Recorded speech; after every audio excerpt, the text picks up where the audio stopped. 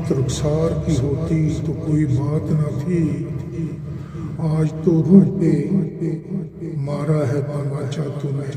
ناظرین، جموں و کشمیر میں 5 اگست 2019 کے حوالے سے ضلع پونچھ کی معروف شخصیت اور ریٹائرڈ پرنسپل جناب محمد یوسف شیخ نے 5 اگست اور جموں و کشمیر کی عوام کے احساسات اور جذبات کے حوالے سے کیا کچھ کہا، آئیے سنتے ہیں ان کی زبانی۔ احساسات اور ان کی کیفیت جناب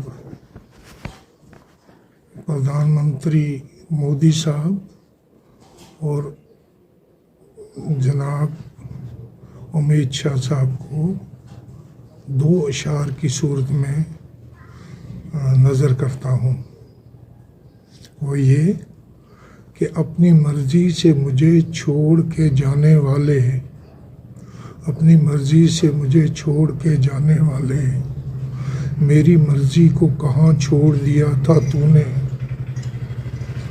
بات رخسار کی ہوتی تو کوئی بات نہ تھی، آج تو روح پہ مارا ہے تماچا تو نے۔ یہ ہے ہمارے 5 اگست 2019 کا ماجرا۔ اور اس کے ساتھ ہی میں جناب والا سے گزارش کرتا ہوں کہ میرے نزدیک مسئلہ کشمیر کے 4 پہلو ہیں۔ ایک ہے یہ کہ یہ فزیکلی ڈیوائیڈڈ ہے، دوسرا یہ ہے اس کا سائیکالوجیکل ایک پہلو بھی ہے کہ دلی کی کسی بھی سرکار نے جموں کشمیر کو اور اس کی عوام کو بھارتیوں کے ساتھ جڑنے کی یا جوڑنے کی کوئی کوشش نہیں کی، بلکہ ہر دلی کی سرکار نے کشمیریوں کو اپنی پارٹی اور اپنے مقاصد کے ساتھ جوڑنے کی ناکام کوشش کی۔ تیسری بات یہ ہے کہ میرے نزدیک کشمیر ایک ایتھیکل مسئلہ بھی ہے۔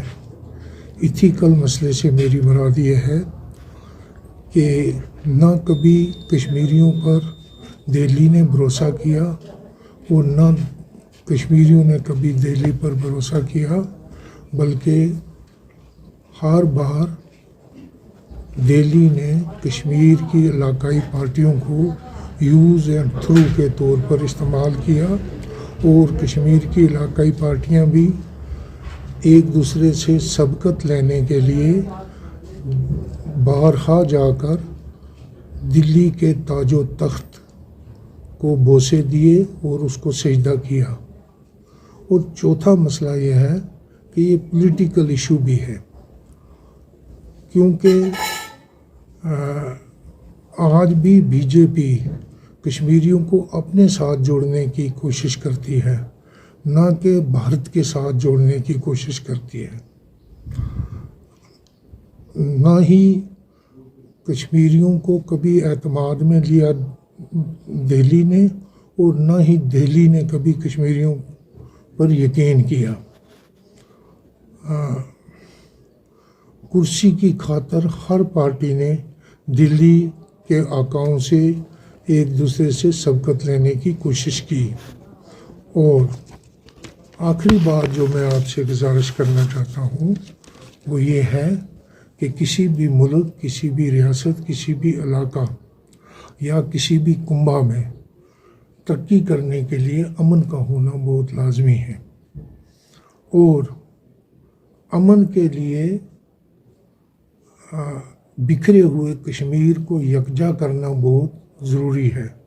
لیکن ہماری بدقسمتی یہ ہے کہ 5 اگست کو بکھرے ہوئے کشمیر کو یکجا کرنے کے بجائے دہلی کی سرکار نے اس کے مزید ٹکڑے کر دیے۔ اگر امن قائم کرنا ہے تو کشمیر کے مسئلے کا ایک منصفانہ حل نکالنا ہے، جس سے بحر صغیر میں بھی امن ہو اور جموں کشمیر میں بھی ترقی ہو. امن کے بغیر ترقی ناممکن ہے، جو ہے وہ لازمی ہے.